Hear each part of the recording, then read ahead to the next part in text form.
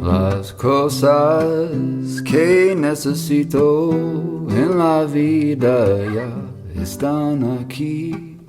Las cosas que necesito en la vida ya están aquí.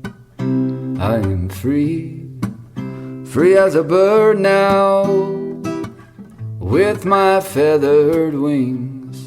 I am free, free as a bird now, with my feathered wings.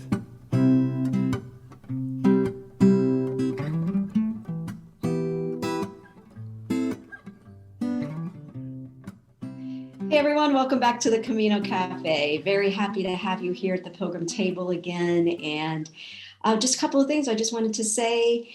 Make sure, if you're interested, to sign up for the Facebook group that I have set up for the podcast. And it is on Facebook as the Camino Cafe podcast group. It is a private group, not because I want it to be private, but because that's what it's called on Facebook. But it is a group where people who support the podcast or have maybe special interests in the episodes can kind of gather together and we can talk about things. This year, I will be offering some new things on that page only, and that will include some follow-up interviews with folks that I've been interviewing, where we will come on and do a Facebook Live. So you will have an opportunity to ask your own questions after you've seen the interview, as well as some other things that I have planned. So I hope that you will join me there and the rest of the community. I also have just a regular page. So just remember that the one I'm talking about with the special offers is the Camino Cafe podcast group. And I've been having some really fun episodes. I just interviewed a couple of folks yesterday, and today I have Lisa Morales with me, and she is an American-based pilgrim, and you probably already know her name. I think I first heard of Lisa the minute I started thinking about walking the Camino. So she has been a true supporter of the Camino for a number of years. And so we're going to hear some amazing stories. She and I have been chatting it up for the past, half hour, or maybe 45 minutes. I probably should have been recording because she's said already so many brilliant things. So Lisa, thank you for coming to the Camino Cafe today. Oh, thanks for having me. There's no lack of things to talk about with Camino enthusiasts. So no, we could talk all night, couldn't we? And Lisa's sitting there waiting for a big snowstorm that's about to happen in her area. Are you actually in Boston? Are you near?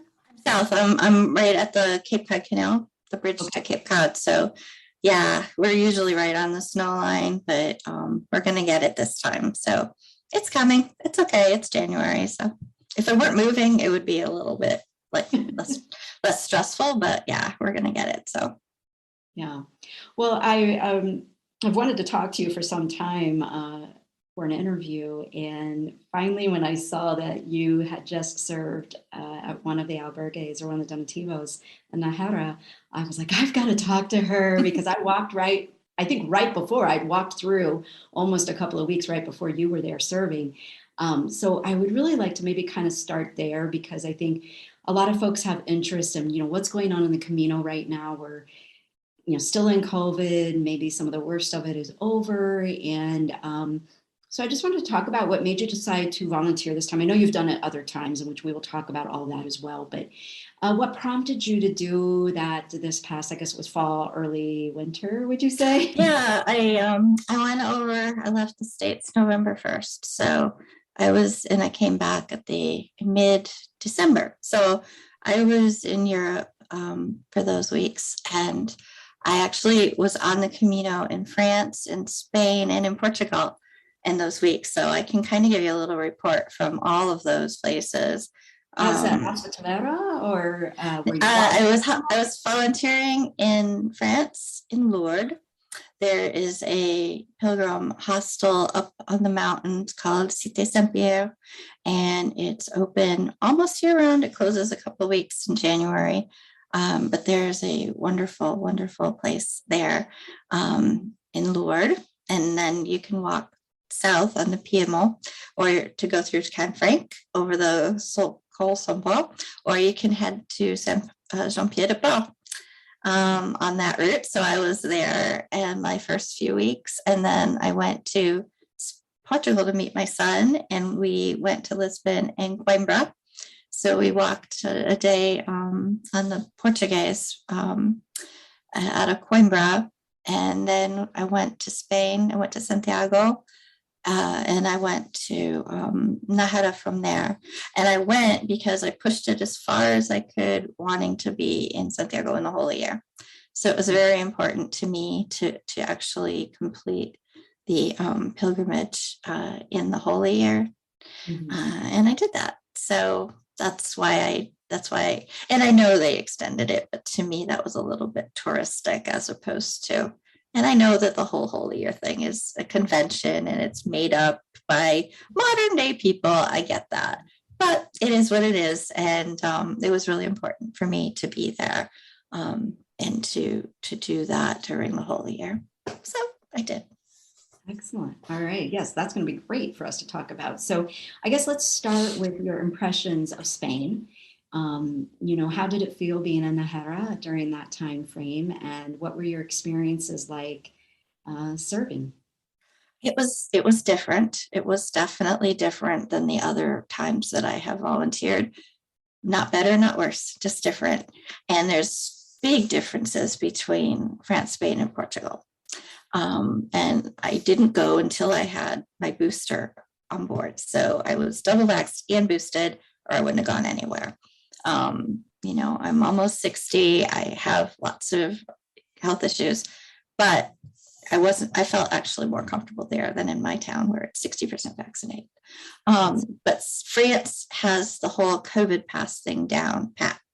There's nowhere you can go without showing that pass and getting it scanned. Even if you're going to sit outside on the terrace, you have to be scanned, contact tracing, the whole 9 yards. That was that's all there is to it.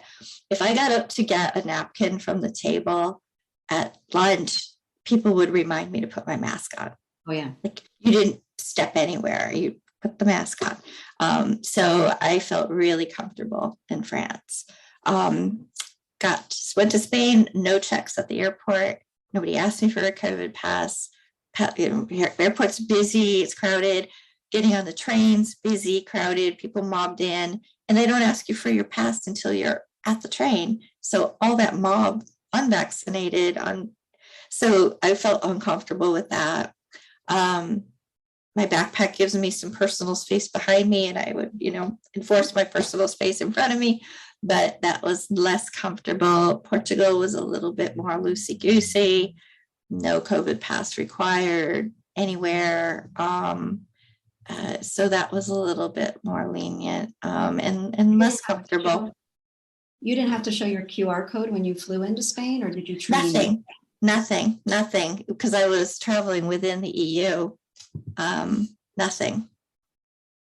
I just flew from Vienna back into Spain, and I had to show my QR code, and they actually were very strict about it. So that's interesting. Oh, and that's something people need to know. From this week to next week, it's going to change. Exactly. So in November and December, when I was flying, no, I was not. I wasn't asked on public transport. And that's another thing, is that in Paris, they're so strict, but there's no QR code required to ride the subway or a bus. So people are pouring in from all over the world, land in France, and they get on the subway at Charles de Gaulle. You don't know who you're on the subway with. So my take from all of this has, since day one, has been personal responsibility. Yes. I have to take responsibility for my own health situation. And if I'm not comfortable, that's my issue. I need to step away. It's not somebody else's problem. But that said, we all have an interrelated responsibility to stop this thing. And so it's complicated, but it's not difficult. Yeah. My mask protects me and you, and that's the way it is. So in the albergue, we only had to turn away. We didn't actually turn him away, but we told him he would have to wear his mask, and he didn't want to wear his mask, so he left. Because of no vaccination, or not vaxxed, yeah. But even if they are vaxxed, there's no dispensation for the mask. So masks are required indoors, period. And that's just not possible to enforce. I mean, you're in the dormitory, people came together, they're friends, they're chatting, they're not wearing a mask. And if you're eating, you're not wearing a mask. And that's when you're more susceptible to getting breathed on or whatever. Yeah. So you have to be, it's what your comfort level is and we weren't going to be the mask police, but my co-hospi and I are both mature adults, shall we say. We're over the age where we're supposed to be worried. And we felt, we are responsible for the other pilgrims. So people were very proud of their unvaccinated status, and they're the ones who would tell you they're not vaccinated. And then those are the ones that social pressure in the group would also be like, so put your mask on. And if they don't want to, then there's lots of other choices of where to stay. Or you can go pay for a hotel. So it's different. It's definitely different. But were you able to have communal dinners during that time that you were there, or what did you yes, do? We did, and not officially, but I cook every day for the pilgrims. There's always hot soup at my albergues, so come on down. So yeah, we did. We had a lot of communal dinners, and then we would, could occasionally go out to dinner in town. But we made our choices about where we would eat, outside or not.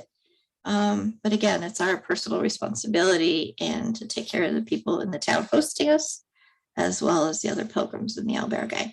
And if somebody was uncomfortable and they wanted to be down the other end of the dorm, we were able to do that because it's not crowded. It's winter, that's something I can't stress enough, is if you don't want to be around crowds, don't walk in the summer. Just don't do it, because you're going to be around crowds. You're going to be around crowds, all kinds of crowds. And that's how it is. So if that's not comfortable for you, don't do it then. That's all there is to it. There was never a night we didn't have pilgrims, even though it was cold, it was snowing, it was really rainy. As you know, you were out there that time. It was rainy and it was cold and it was kind of miserable.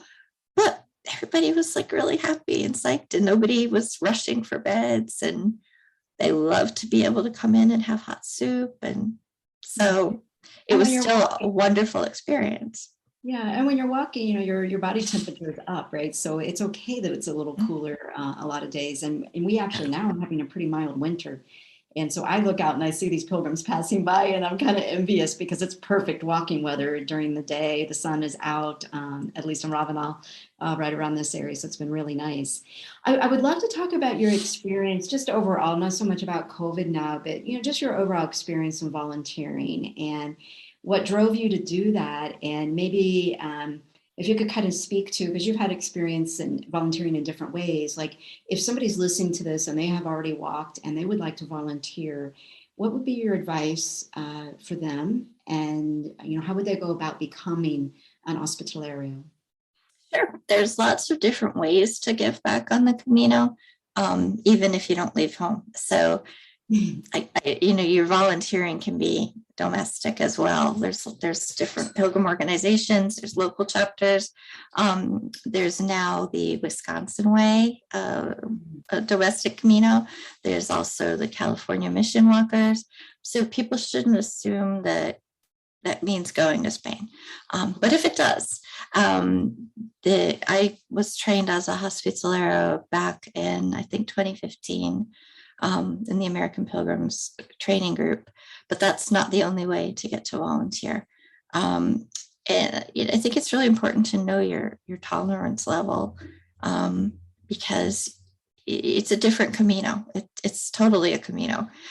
People are going to be coming into your life on a daily basis, and they're, sorry folks, but not all pilgrims are angels. And, some are very demanding, and some are downright nasty. Not a lot, but it happens. And you have to be willing to take what comes to you every day. The best part is they're going to leave in the morning. So it's temporary. For the one day they stay. It's one day. So it's a different Camino. And I had challenges. In Albergue Renero, I had a really big challenge that was testing the limits of hospitalero stamina. Can you tell us a little bit about that, or is it too? It was a long time ago now, so nobody should think that this is ongoing. But I got there and there was a huge bed bug infestation, not just a little bed bug infestation, a really big one in August. And so it was a challenge. It was a real challenge to get the appropriate response to that. Ultimately, having to close the albergue, get the right treatment.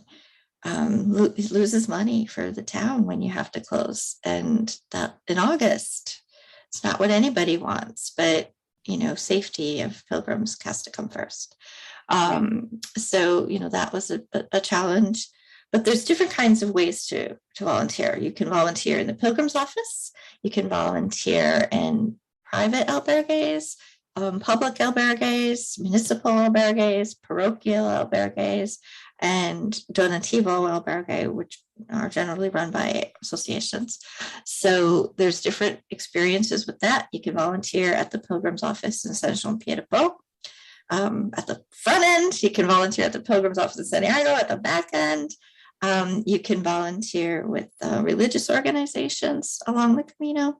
So you have to know what your level of tolerance is. Are you able to live with and work with somebody, another partner that you may not even have the same language? So that's the important part, is knowing what you're going to be able to tolerate, because it all looks so fun when you're the pilgrim and you're just kind of happily going along. And people will complain, ad nauseum if they have a bad hospitalario experience. But you have to be on the other end of that to really understand what that person may be dealing with. When you say tolerate, I understand that one story that would have been really, really difficult to tolerate. But when you say what your tolerance level is, what kind of tolerance are you talking about? Like the rudeness that could occur? You don't have any private space, so you have to be willing to not have any private space in your life for 14 consecutive days. You're really not off duty, not ever truly off duty. You're holding the keys and you're responsible.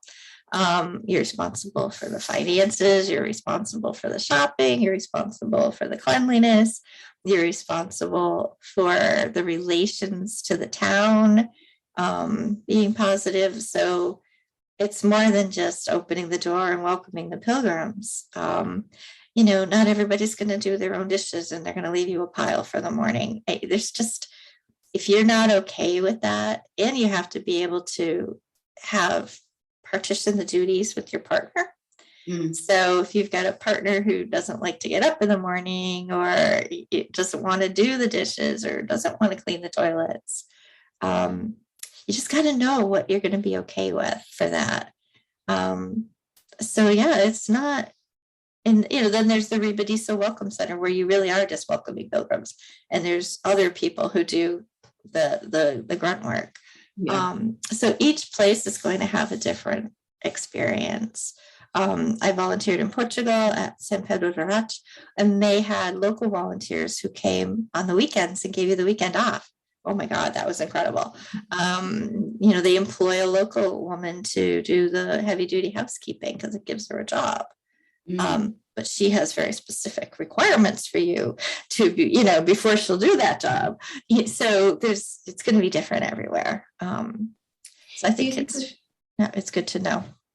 Do you think, Lisa, that people need to be fluent in other languages? So like most of the people probably listening to this, probably English is their first language. Do you think that they need to speak Spanish or French or Portuguese? It certainly helps.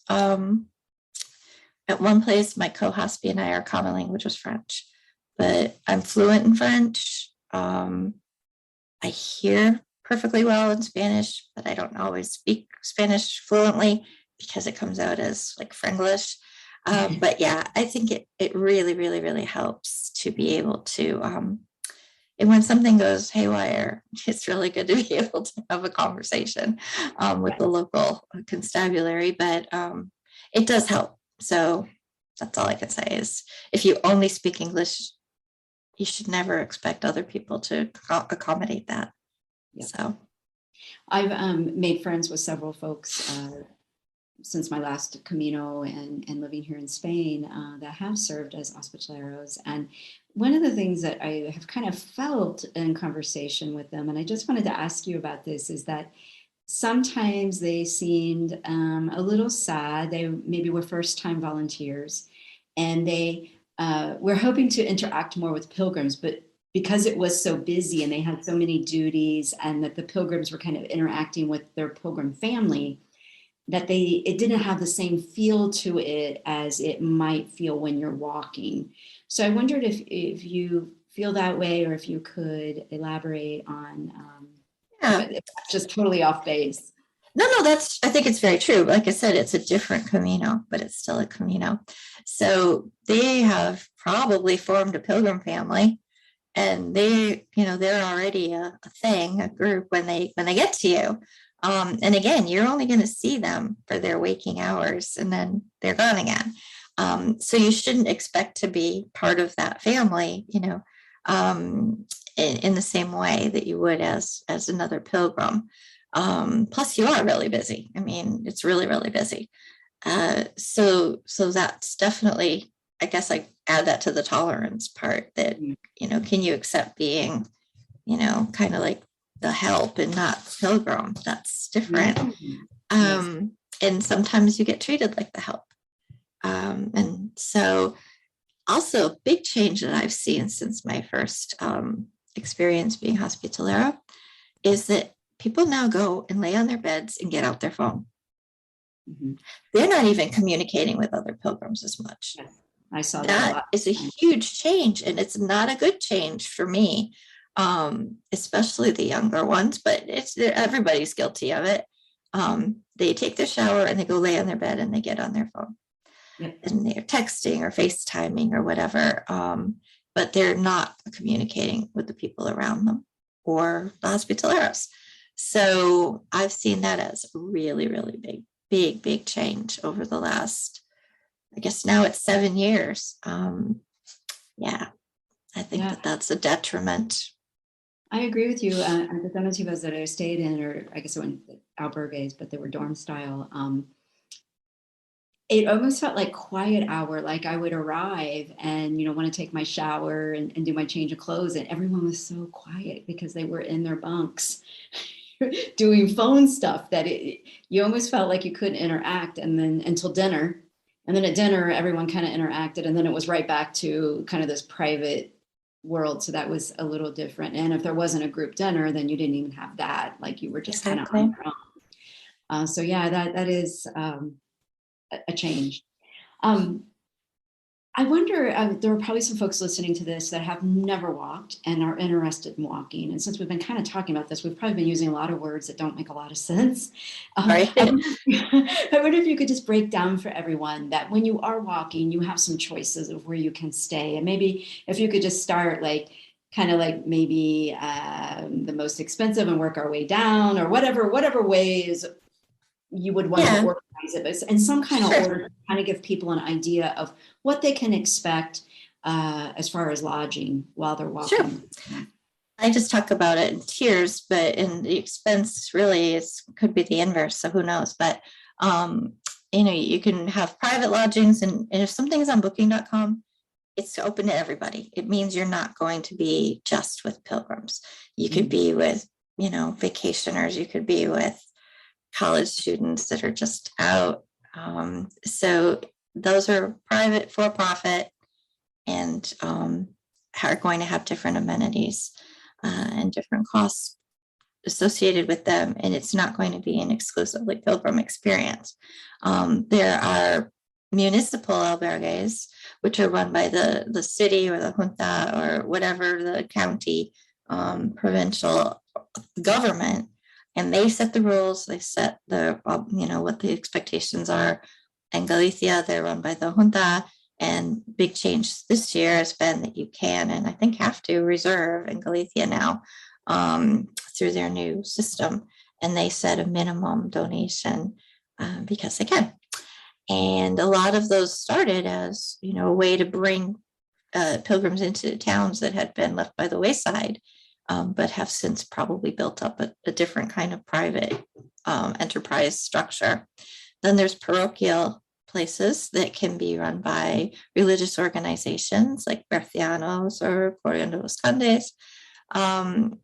Then you have the donativo, pay what you can, which donativo does not mean free, that are run by various associations that are usually not nonprofits. And there's several different groups that run those in the different places. But the Federation runs some in Spain, and the Hazals, Hospitalarios Voluntarios organization, runs, they staff about 20 of them. But those could also be, they're staffing them for everything from municipals to parochials. And then you have the ones that are purely run by just one group, like San Pedro de Rat. They formed a group, rented a space, and they administer that. But to the pilgrim, what really matters is, I think that you should set your expectations as a pilgrim according to what your choice is of accommodation, because you shouldn't have the same expectation as a reserved paying guest as you do as someone who is giving you an accommodation in exchange for your free will donation, and is staffed strictly by volunteers who have given up their time, left their home to come and serve you as the pilgrim. So I think it's important that people understand those different levels of services and set your expectations accordingly. Yeah. Well, maybe we'll try to put in the show notes some examples and some links so people can see what we're talking about there, because I know it's a lot of information. But yes, thank you for clarifying that. That is fantastic. So when did this love affair with the Camino start for you? 2014 was when I first walked with my son. He was 10 the first year. Whoa. I was turning 50. And so he walked with me on the Norte to Ribadeo when my knee gave out. And he marked the map and said, "Here's where we start next time, Mom." And 2 years later, we did go back and finish to Santiago. And like I said, he just came over to hang out with me in Lisbon and Coimbra. So he's grown up around the Camino. And we were moving to France to buy an albergue in 2016 when his father decided not only did he not want to move to France, but he didn't want to be married anymore. So he was registered for school for 6th grade in France, and we were 2 weeks from closing on the building, and we had our visas ready to go to live in France. The electricity was on in my name, and it all fell through. So Lisa. Yeah, we were on the Voie de Vézelay, and just like you said, the pilgrims walk by your front door. The pilgrims were walking by our front door, just outside of. Were you actually there when this happened? No, we were 2 weeks from going. Our house was sold, our furniture was sold, everything was sold. So we were ready to go. So the good news is they took all my money and made an albergue. So it's good for the pilgrims, but it's not my albergue. So that was quite a blow. How did it was? I can't even imagine. It really was. How did you process all of this? What? I'm still processing it, and I can't even look at pictures of that property. I can't even go to that town. It's just too painful. But it's, it didn't stop me from going back. It didn't stop me from continuing to volunteer. And my son's going to graduate this year, and, it starts again. So it's a different Camino. It's always a different Camino. So always a different Camino, right? It's always a different Camino. And, my inspiration for the whole hospitality end of it was Padre Ernesto. I don't know if you know Padre Ernesto and Güemes on the Norte. And Thomas, my son, and I stayed with Padre Ernesto on our first Camino. And I was so taken with the enthusiasm and the truest sense of hospitality that this man had. He's and I love him because he's a little bit of a renegade too. So Camino renegade, but he took his family property. He's an ordained Catholic priest. He took his family's property and turned it into this big compound for pilgrims. And he does a sermon every night before dinner on the Camino de la Vida, the Camino of life, and how life is your Camino. And he had done outreach work with indigenous communities in South America. And I was so taken by that experience that's what set me off on, okay, we're going to move, we're going to buy the albergue. But it also has informed my work as a volunteer, either domestically as part of our chapter, mentoring other pilgrims, or when I'm serving in Europe. So yeah, Padre Ernesto was a really big influence on me. After we finish our call, I would love to get that link to something so I can show folks the place you're talking about, because you said that's on the Norte, right? Yeah. Okay. One time I feel like you and I might have been on a call at the same time, and you talked about a book that every hospitalero should read. Yeah, absolutely. That's funny. You remember that. It really stuck out to me, and I have wanted to buy it, and I don't know. I think that was during COVID early on. It's been a while, and I'm like, I need to ask Lisa about that. So this is a good time. We can talk about it. That's funny that you remember that. Yeah, I mean, it's a simple one. It's the Rule of Saint Benedict. The original author of Hospitality Rules, right?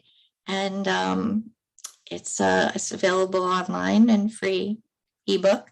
But it's the Benedictine orders, set down by Saint Benedict, and to me, there's just no need to really improve on that. It says it all, and being the basic premises is that you don't know whose guise Jesus is coming in, and you've got to treat everyone as if they are the Lord coming to your door, and that's the basic premise.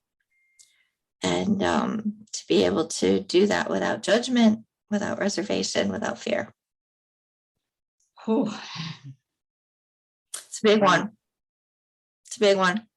And that kind of comes back to what you talked about on tolerance level, right? So folks reading that would really have an idea, like, could you handle any kind of situation with that attitude? And that would be a good gut check every morning and every night as you're serving. I'm definitely going to order that now, because ever since that conversation, and I don't know why I haven't reached out to you already about it. That's funny that you remember that, but it's it's kind of like a handbook for life, and it's really short. Even better. There's some Camino gurus out there like Padre Ernesto that really influenced me. Rebecca Scott, of course, is one of them. And the work that she's doing now with Peaceable Projects is phenomenal. And Daniel Decay, who epitomizes the hospitaleros, all of those tenets that we just talked about. He does that in his everyday life too. But I think that those are really good benchmarks to be able to set that. If you want to go do this, and even if you're going to be a pilgrim, you need to understand from your side of the threshold when you're walking in, the same concept applies to you walking in that door. I'm so glad you said that, Lisa, because I think I got some really good advice on my first Camino about the importance of not walking in demanding something. Don't go into a cafe and use the bathroom without buying a coffee. Addressing very simple things, addressing people. And I made it a real point this last time on my Camino that I cleared always my own table. I always took everything up to the counter. And people I was walking with, they were kind of like, why are you doing this the first couple of times? And then when they got used to seeing me do that, everybody was kind of doing that in my group. And the reaction from the cafe owners was so beautiful, because it was like, oh, you acknowledge that this is kind of, because the cafes are busy and they got a lot going on. And so I think what you're bringing up, yeah, we should be reading that book on both sides. That is great advice. Yeah. Now, I want to put in a plug for always Rebecca's book, A Furnace Full of God, because I shouldn't say this as a podcaster, but it is my favorite Camino book, because of such things that she talks about in that book. So I always want folks to read her book. But it's a beautiful book. There's many beautiful books, but that is a beautiful book on many different levels. Yes, exactly. And that's a whole show in itself. But Daniel McKay, that name, if I got that correctly, I'm not familiar with him. Where is he? Daniel is a trainer for the Hospitalero Voluntario program for American Pilgrims on the Camino. He has served many, many times, and he's walked many, many times. But in his other part of his life, he's a registered nurse, and he's a wilderness first aid trainer for NOLS. So all of those parts of his life come together, and helping to train inside and out, mentally and otherwise, the group of pilgrims that American Pilgrims sends over. So I think he's a benchmark of how to handle stuff. And when I have how to handle stuff questions, they go to Daniel and Rebecca always. So. Okay. All right. Well, that's good for everyone to know. So thank you. Now they're going to blame me for their phone ringing off the hook, but always real, basic advice. It's like how to handle stinky pilgrims. Oh, well, pretend you're going to be washing your own laundry and offer to do theirs too. That's good. Right? Show up with a basket, throw a piece of clothes in it and go, oh, anybody else want their clothes washed? That's a Rebecca tip. Oh my gosh, that's so good. Okay, we need to have a whole show of just those tips. That's wonderful. Okay, when I was preparing for this talk that I knew we'd be having, I read somewhere or heard on another podcast that you actually walked backwards from Muxia. I did. All the way to Porto. So I I'm did. fascinated by that. I've been interviewing a young Spanish gal who is walking backwards from Finisterre all the way to Jerusalem. And she's doing that for a full year. She's walking right now as we're speaking. She just finished up the Galician area. Anyway, I'm always fascinated. Anytime that I would walk and somebody was coming the opposite direction, I know we got on their nerves. Like, hey, you're going the wrong way, right? It's like an awful joke. So I just wanted to talk about that because, what was that like for you? What made you decide to do that? It's fascinating to me. Yeah, it was actually really good. It was the first time I walked without my son. So when you're walking with your kid, you have this huge responsibility to make sure they're fed and they're not too tired and their feet are okay. And, so it was my first time walking by myself. And so I decided I didn't want to have a Camino family, that I wanted to be just responsible for myself. And, but I wanted to be with pilgrims every night. So that was the way I did it. And plus I was photographing, I was carrying a lot of gear and I wanted to be able to stop and take pictures. It's really annoying to walk with a professional photographer because you have to stop a lot, take a lot of pictures. You got to get up early to get the sunrise. But that was the way I did it. So started in Muxia, which I adore Muxia, much better than Finisterre in my book. It's much more spiritual. It's much less Disney World. Mm-hmm. So then I went to Finisterre from there, tried like one day on the Camino dos Ferros, which isn't a Camino, but that is an impossibly difficult hike. If you think anything. Difficult? Oh my gosh, you're bushwhacking through the gorse and there's nothing out there. There's no water. Oh my gosh, it was so steep. So if anybody's looking for like the real bushwhacking challenge, you can walk between A Coruña and Finisterre on that Camino dos Ferros. Oof, it's a toughie. Dos Ferros is lighthouses, right? Lighthouses, yeah. So it's Camino of the lighthouses. Real coastal walk. Oh boy, that's a tough one. And it's marked by like these little green ghosty looking guys. It's really funny. But it is marked. So that was how I did it. And it was nice because I'd spend the evening with pilgrims. I knew what was coming because they were on their way, and they'd say, okay, so what's next and what's out there? And it would be really fun. And then in the morning they went their way, I went my way. I never thought about the fact that you still are getting that pilgrim experience, but really being able to have solitude, and how enjoyable that you guys could exchange stories about what the other was going to experience the next day. Yeah, so that was really, I enjoyed that a lot. I would do that again because I really enjoyed that. Now, Lisa, I'm very curious. I barely can follow. I mean, the Frances is marked so well, right? But I still feel like I could get lost any second trying to follow the arrows. What's your secret for doing it backwards? Because I feel like that would be tricky at crossroads, or, It's not, though, because from Muxia, it's marked to Santiago. There's like 4 markings on everything. So the SDC markings say you're going to Santiago. From Santiago, follow the blue arrows backward to Fatima. Okay. So it's not that hard. Sometimes you have to turn around and look on the back side of the tree to look, is there a marker? But it's not that bad. It's different, but it's not that bad. And I have an eagle eye for yellow arrows. It doesn't matter if I'm at Target parking lot. If there's a yellow arrow, I'm going to see it.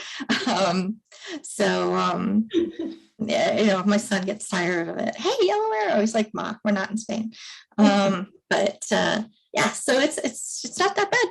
Yeah, you do have to have a little sense of direction, but you're walking toward sunrise or sunset, one way or the other.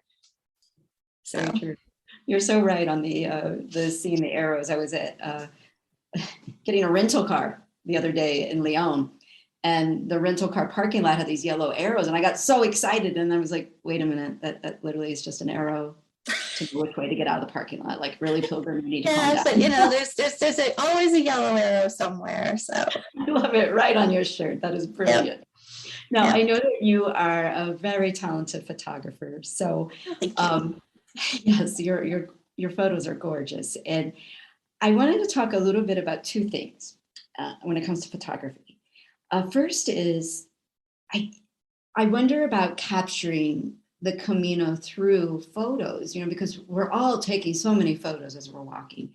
And so I wonder, as a photographer at your talented level, what could you describe for us, maybe your favorite photo that you've taken, or your favorite 2 or 3, and why? Like, what is it about those photos? And maybe if you're willing, we could share those when I share this interview, because that'd be great. I do have a favorite. Yeah, okay, great. I do have a favorite. If I had it handy on the computer, if I knew that, I would have. I know I should have said something. But and I love street photography, documentary photography. And if anybody really wants to see some amazing Camino photography, go to Michael George's website. He did The Soul of a Pilgrim for National Geographic. And he walked twice, and he wrote all the text, which is really unusual for National Geographic. He wrote all the text and did all the photos. And he came and did a photo workshop at the Gathering one year, and he was a huge inspiration. So check out. I'll give you the link for Michael's page. But I think it's really important to be present. And on that Camino, I was intentionally taking photos. And I think it's important to do everything with intent. So it wasn't just like random snap, snap, snap, snap, snap. I think it's really important to be present. And I really try to keep my phone in its holster and when I'm walking. I try not to be doing that because I think it's very distracting. And then you get home and it's like, what did I take all those pictures of anyway? So I am hugely personally, haters are going to hate, but I am really turned off by the people who are posting every single day. Here's 9 pictures or 20 pictures or 29 pictures from my day. Look what I did today. Well, you're not being present in your Camino, either in the evening while you're on your phone in your bed posting those, or during the day while you're doing it for the gram, and I'm fortunate enough to have studied with some really, really important social media star photographers who are also extremely talented photographers, but their bread and butter is just sell photo tours. But the doing it for the gram ones are not the pictures that they love the most. So my favorite picture was, I left Pilgrim House, which I love Pilgrim House, big plug for Pilgrim House, which is another way to volunteer, by the way. Yes. Volunteer for Pilgrim House. I've interviewed Faith and Oh, good. So big plug for Pilgrim House. But yes. I walked out of Pilgrim's house. I had done this little card reading session and stuff. I was all happy going to mass at the cathedral. And I came around the corner, and it had to have been August. And there was a big street party going on, and there were pilgrims doing limbo in the middle of the street with the hiking poles for the limbo poles. Oh no. And one guy had a big cigar stogie, and he's doing his limbo, and there's a huge crowd. And I got that photo. It was just quick snap. I'm going, and I actually won a prize for that photo. You did? That's amazing. And it's my favorite. It says everything Camino spirit in that one photo. You've got the people in hiking gear. You've got people just going, what's going on? You've got the limbo guy. You've got the stogie. You've got people playing, music in the street. To me, that was everything Santiago, everything Camino. People joyously celebrating the end of their Camino. So I'll have to send you that one photo, because to me, that is my quintessential Camino photo. Oh my goodness. I don't think I've ever seen that. I cannot I'll have to post it. Yeah. Yes. It's to me, it just says everything. Technically, it's not a fine art photo, but it's a documentary photo, but it says everything Camino to me. So yeah. I love that. All right. Well, we will share that. So for the folks that are taking photos and they want to capture that right photo, when you talk about presence and intent for that picture taking, do you have some advice? Like, should they plan out in the morning, I'm going to try to take this kind of photo, rather than having their phone out all day, right? Because almost everybody that's not a professional photographer is probably using their iPhones or whatever. And it is a distraction, right? You bring it out, now you see a text from home, or you bring it out and whatever. So is there, like, do you have I guess, kind of a ritual that you follow? Like, do you plan what you think you might photograph? Or like, how can you be in that mindset to get that great photograph possibly, but also not have your phone out the whole time taking like, also at the end of a Camino, I have like a million photos, right? And it's crazy. It is absolutely crazy trying to go through and edit and then find the one that I actually want to share. So I wonder what if you have any tips for us? I'm also a real big fan of printing your photos. If it's not worth printing, it's probably not worth taking. So if those photos were actually important, then this is something you're going to spend money to print. But I think when I'm being the pilgrim, or even when I'm being the hospitalera, I am going to get up extra early so that I can go out and get the mist on the river in Nada in the morning before, everybody's out and about. And I'm going to plan to be able to get up on top of the hill. I could send you a really pretty sunset photo from up on top of the hill in Nada. You do have to do a little bit of planning, and there's the wonderful apps that will tell you what time sunset is and at what angle from wherever you are in the world. None of us are actually guessing. That's like a tip. No pro photo people are guessing when sunset's going to be where they are. When sunsets, and what angle, and how high you have to be able to get it. So nobody out there is guessing about that. So if you really want to be really intentional about it, then you know that you want to be done by walking at a certain time so you can be at a certain place. If you know that that there's going to be a mass and you want to have photos of the church, don't take those photos during mass, please. That drives me crazy. I never ever take a photo during mass, ever. Never would I. But Or get there just walk early. around as a tourist while mass is going on. I just had that experience in Santiago. Get there early and take your photo, or stay after and take your photo. But don't show up in the middle. So, a little planning is important. And then there's serendipitous street photos that are totally worth it. But it's all day long, snap, snap, snap of every arrow and every rock. You're not paying attention to your journey, your inner journey, that's for sure. And guess what? The rest of us probably don't need to see those either. And I'm just going to tell you flat out that drones on the Camino are such a huge no-no to me. I've been buzzed by the things, and it's such an invasion of my space and my own personal time. But I don't need to show up in your commercial photography. And so, I live in the world of social influencers and blah blah, and that's a huge bugaboo to me. So yeah, I'm very down on that. So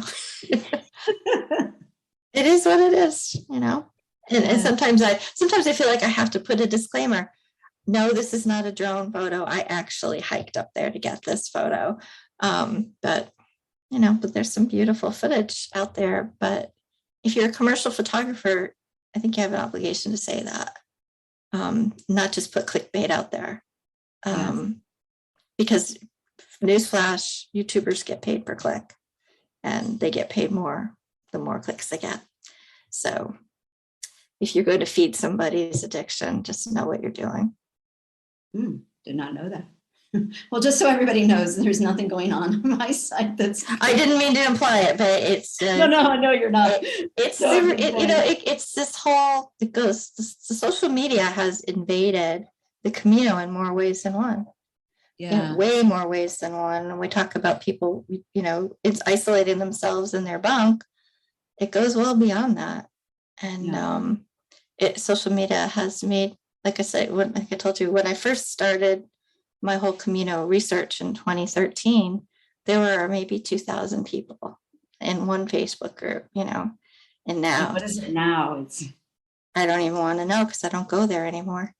So I'm trying to, maybe the 90,000. I don't know. I'm trying to think. It's just nuts. It's just nuts. So, yeah, there's certainly really good places to go for information, but just know you can over prepare. That's for darn sure. And I do the Camino 101 lectures.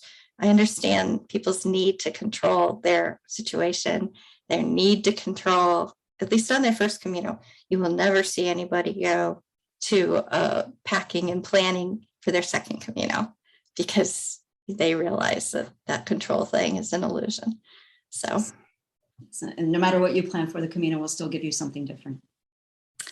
Life does give you everything you need and then some. So exactly. You never know what your challenge is going to be, and you can try to, pack every medicine you can think of. You can try to pack, but something else is probably going to come up. One of the things that I've been talking to recent folks about, that I've been interviewing, is something I'm very fascinated in, and that is why we walk again. The first time I walked for grief processing, and I couldn't wait to get back here. Could not wait. And I wonder what your thoughts are on, what is that pull? We know that there's this, I guess, seed planted the first time we come. I don't know if you feel that way, so I'll have you address that as well. But what makes us want to walk again and again and again, and come back and volunteer? And, I can only address this from an American perspective. I think it's different. I'll give you my 2 cents, because you asked. I've lived abroad, so I do have a little bit of a different, take on stuff. A little, and I've taught university abroad, but for the most part, I can only look at the American experience on both sides, as a hospitalera and the Americans that I've met, and as Pilgrim. I think that we don't, the bigger question to me is not why we go back, is why don't we have that experience here? Why can't we and why don't we create that Camino community here? Why do we have the car culture here? Why do we not have a walking culture here? Why do we not have cities set up to meet with people? Why do we only have Walmart supercenters and not local shops like they do in Europe? I've lived in France. I've spent a lot of time in Spain. I've spent some time in Portugal. I've been to a lot of different European countries. Why did we choose to set ourselves up in a situation where you are isolated from other people? You don't have a connection to the food you're eating, that you have to get in the car by yourself to go anywhere. To me, that's the bigger question. So that why we go over there is to get those things. Why do we have to go to Europe to get that? Why do you have to go to Europe to get fresh bread that only costs €1? That just shouldn't be a thing. You should be able to do that wherever you are. So why do we go back? I think because we miss that. And it's also a break from reality. It's not our everyday lives. It's not. There's no way you can say it is. And when I hear somebody's walking for a year, well, okay, that's not real life either. That's never real life, because we do have responsibilities and we do have, to feed ourselves, and we do have a responsibility to our communities. Can you check out for a year? I don't know. So I think we go back to try to recreate that experience only because it's so different than our everyday life here. And I think it's another reason why Europeans tend to go and do 2 weeks at a time and come back, 2 weeks at a time and come back. Whereas, Americans and Australians or New Zealanders who are traveling, forever to get there, got to do it in one shot. My European friends don't have that same perspective, that they're perfectly happy to spend, their 2 weeks here or there, or all of August, hiking somewhere, whether it's on the Camino or if it's in France or Germany. That's an integral part of what lets them be productive the other 12 months of the year. We don't have that mindset here. We don't even pay people when they're sick so they can stay home. So that is a little piece that I think people try to go and get. You get ready-made friends. You got people are going to put food in front of you. You're going to put beer in front of you for €2 all day. So I think that that's part of it. We can't create it here, or we don't create it here. And I like to talk to people a lot about, I call it unpacking your Camino. Everybody's big on packing for the Camino, but I call it unpacking your Camino. Figuring it all out when you get home. How do you keep that community going? I've been blessed to keep that community in my life since 2014. But how do you do that? Yeah, and what would you tell someone if I were just finishing my Camino and you were to meet me in Santiago? What would you say to me? It's my first Camino. I've just finished. Be gentle on yourself. Don't expect anybody else out there in your life to understand what you just did. Don't expect that from anybody else. But I actually start before that. I suggest people write themselves, their post-Camino selves, a letter before they leave. Okay. Leave it on the table, sealed, and open it when you're ready, when you get back. These were my fears. These were my expectations. These were my worries. These were what I thought my motivations were going to be. And then try to match that up against what really happened. So that's where I started. Write your post-Camino self a letter before you go. Something my son and I did was we sent ourselves postcards. So that kept from wherever we were, from the Camino. Oh, it's such So a that when we got home, those would come in dribs and drabs, sometimes out of order. Whatever Correos was going to get it to us. But that would show up and we would have written, we liked this, we did that, we met this person, and it would have a picture, and then it would show up at home. And then we put those together. So that was a more intentional version of taking cell phone photos, I guess. That was our journaling process. And it was good because he was 10 and 12 and he could do that as well. But we still love to go back and look at those to remind ourselves. And it's pretty funny to see his 10-year-old handwriting. But precious. So that's a cheap and easy way to kind of keep that Camino experience coming. And then to find those ways to serve in your own community. Catholic worker houses are very much like Camino albergues, communal homes for people who, anybody that needs it, without judgment, without acceptance, needing specific acceptance. They carry on that Benedictine idea of hospitality, and they're everywhere in America. So find a way to communicate your basic takeaway, which is usually something to do with community, something to do with human interaction that we're missing on a regular basis. There are lots of ways to be able to integrate that into your daily life here in the States. And we also have some homegrown Caminos now. The Wisconsin way, my friend Stacey Wittig, I did an interview with her, and it's up on YouTube with no clickbait, but it's on the Boston chapter of American Pilgrims on the Camino website on YouTube. And you can hear Stacey's talk about the Wisconsin way, and she's actually working on the first guidebook for that. Excellent. So, people who aren't ready to travel abroad or really just want to get that Camino fix. But then there's also the Camino mission, the mission walkers in California who are recreating the original Camino Real. And I did walk on that a little bit this year as well when I went to see my sister in California. I walked with the Ventura Pilgrims, and then I did some on my own, and I visited several missions. I walked from my sister's house to the Lompoc mission, La Purísima. So there are ways here at home to incorporate that. But, why don't you get up and go for a walk every day when you're home? You got to really look at that. Yeah. So. And I think Sandy Brown is actually getting ready to publish a book on the mission walk in California. So soon, I know there are some online guides. There's a written guide too already. Yeah. And it's actually by Briar.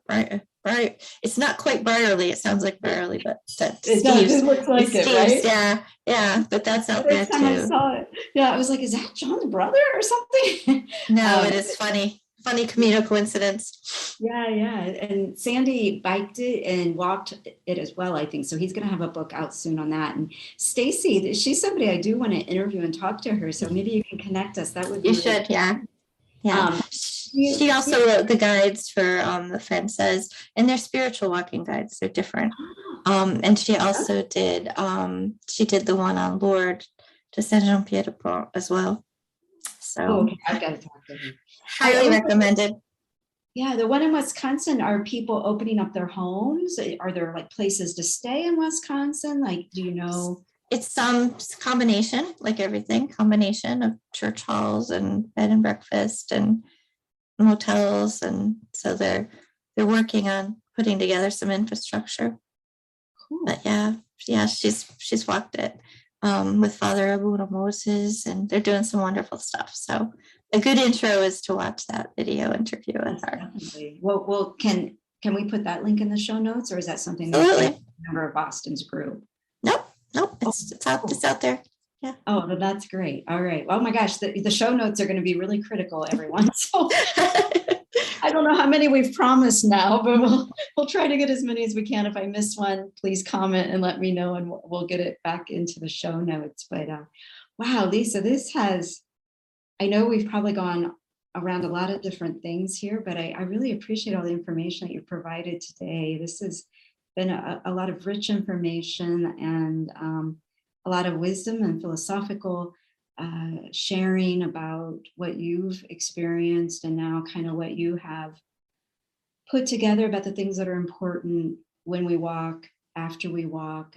So I really appreciate you sharing from your heart what you've learned and what's served you. And when will you be back in Spain? Have you decided because you're moving? So I don't know. Yeah, I know.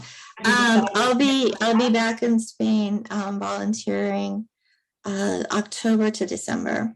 I'm going to go back to Lourdes and volunteer at Cité Saint-Pierre, and then I'll be back in Nájera mid-November to mid-December again. We'll close it out again next year, and it's so nice to be there with all the Christmas decorations and everything. Yeah, so I'll be back, and my son's graduating, my niece is graduating, I'm moving, so we got a lot going on, but yeah, I've already got that planned. So yeah, well, I think you've really created a beautiful life of being able to stay involved with the Camino and, walking still and volunteering. So for folks that are listening that have interest in and don't know, like, how can I get more Camino in my life? I think you are living that right now. And it's a really cool example of one of the ways that we can give back and one of the ways that we can stay involved with the Camino. And so, yeah, thank you for all these stories and examples of how it can be done. This is beautiful. And the ways that if you're US based and you can't travel to Spain, don't want to, that there's other things that you can do. And you've really given me something to chew about to think on about why have we created that kind of life in the US? And, because people always say to me, well, I'm kind of scared to walk across, Spain. I'm like, well, I feel safer here doing that. And it always makes me a little sad that I don't feel that same comfort level on trails in the US. And I wish that I did. And this is a very different, we're not talking about the Appalachian Trail or the Pacific Coast Trail, or this is a very different experience from that. It's not a through hike. It's just not a through hike. And I think it's important for people to separate those things, because people go, oh, well, we have long trails in the States. That is not the same. And it's not the same because there's a big difference between a walk and a pilgrimage. But I know trail families are trail families everywhere, but it's a very different experience, I feel, because I've been on a little bit of both.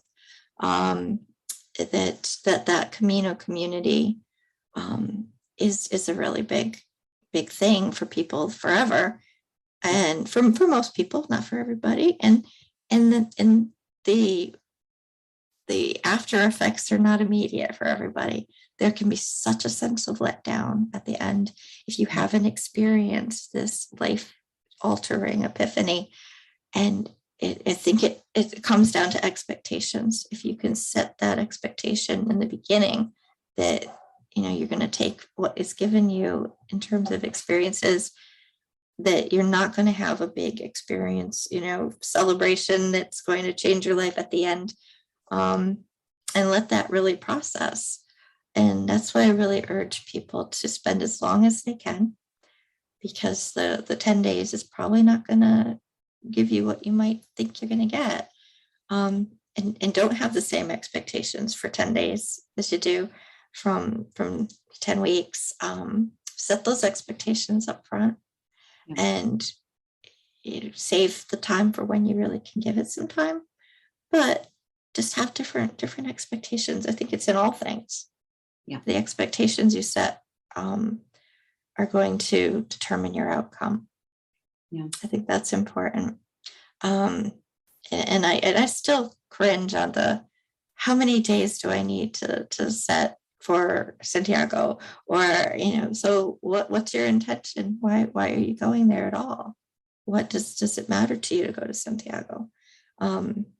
So give it the time that is commensurate with what your intention is. Yeah.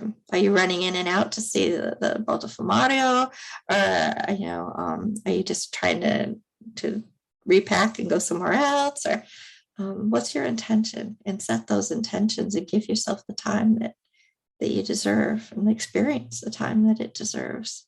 Yes. And let that process and simmer over the time coming back. This last time, I was really freaked out when I got to Madrid. The busyness and the rushing and the noise. I needed to just go sit in the museum cafe and just chill and have tea, because it was really freaking my senses out. I'd been, 6 weeks of basic quietness. And let yourself take care of yourself. Don't force yourself into something, and be prepared for that. Yeah. Have your friends stock your fridge, so you don't have to run to the grocery store the minute you get back. I mean, it's little things like that. Don't try to go back to work the next day. Give yourself that grace time to process your Camino. I think that's important. I totally agree, Lisa. And I think especially, coming out of our isolation, our lockdowns, our sensitivities are very different. Even if you've walked a Camino before, I think coming and walking now is different. I know for me, when I walked this last time, it was we were just kind of coming out of COVID, it was still masks, still this, still that, but also it was the first time that I had been around some crowds, like in Pamplona, going out for tapas. The tapas bars had just reopened. And I felt extremely overwhelmed the first time that I walked into one, and being around so many people again, which I would have never questioned that in my pre-COVID life, right? And I think many of the pilgrims that I walked with this time, there was extra sensitivity when we would land in places like León that were busier, that it was a little harder, and we needed to kind of take our time and maybe not be as social as maybe we would have been previously. So I think for people to be aware that we've all gone through a lot, and like you said, listening to yourself. And I think you said in one of the very first things you said about unpacking your Camino is being gentle. So being gentle from the start of your trip to arriving here, to walking to the end of your trip, is really good advice. I think maybe this interview should be Camino 101. Well, I mean, I was in Pamplona right after you were, and yeah, it was like, oh my gosh, but I'm a big hugger. So to have pilgrims to do the elbow thing, but I had one pilgrim hug me, and I was like, and I don't like to be like that. That's not natural to me, but it's what we're being given right now, is that, because I'm going to be here for many more people, that I need to be healthy. And so, yeah, it's like I said, it's different. It's not better. It's not worse. It's different. And if you handle your own personal responsibility to keep yourself safe and keep other people safe, it's going to be good. But, I'm in a donativo where, everybody's coming and going, and not everybody's vaccinated, and not everybody wants to wear that mask. It's challenging. It's just different. And pilgrims are people too. I hate to break it to you, but pilgrims are just people. And people come in all different sizes and shapes and flavors. So not everybody on the Camino is going to have your mindset. It's a microcosm of the greater world. So I think that's really important to keep in mind. Absolutely. I'm a hugger too. And oh my goodness, so many awkward moments of meeting people. Do you hit elbows? Do you fist pump? When you want to go in for the hug and somebody else doesn't feel comfortable with that? Or it's like you said, it's not better, not worse. It's just different. And, really always looking at your own comfort level and respecting the comfort level of the other person. And we're all making different choices right now, and trying to figure out how all that fits together. Complicated times we're in. Thank God we have things like the Camino, and hopefully we'll come out of all of this on the other side. And Well, the Camino has outlasted many a plague and pestilence, and it will outlast this and us. It will outlast politics. It will outlast everything. So this is our tiny, tiny blip of a moment with the Camino. But if it makes changes back in your real world, I think that that's a wonderful way to spread those sun rays or tentacles or Camino arrow rays or whatever we want to call them, to cover those people who never went on the Camino but benefit from you having gone. I think all politicians should be required to do a Camino. Me and you both. Me and you both. All right. Well, Lisa, I think we've gone way over our hour, but thank you everyone for sticking with us. I hope that people stick with it because I think you've offered stuff all the way to the very end of this. So I'll end it right now, but please stay on so you and I can say goodbye. And everyone, hey, I hope that we get to see you on the Camino at some point. Maybe you will find Lisa as she's working at one of the donativos, and maybe we'll walk with you someday. That would be brilliant. So that'd be great. Thank you everyone for being a part of the Camino Cafe community and for listening to these stories. And I hope that you have a Camino story of your own very soon. See you next time.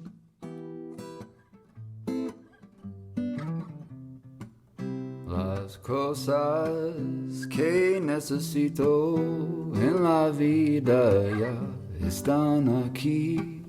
Las cosas que necesito en la vida ya están aquí. I am free, free as a bird now, with my feathered wings. I am free, free as a bird now, with my feathers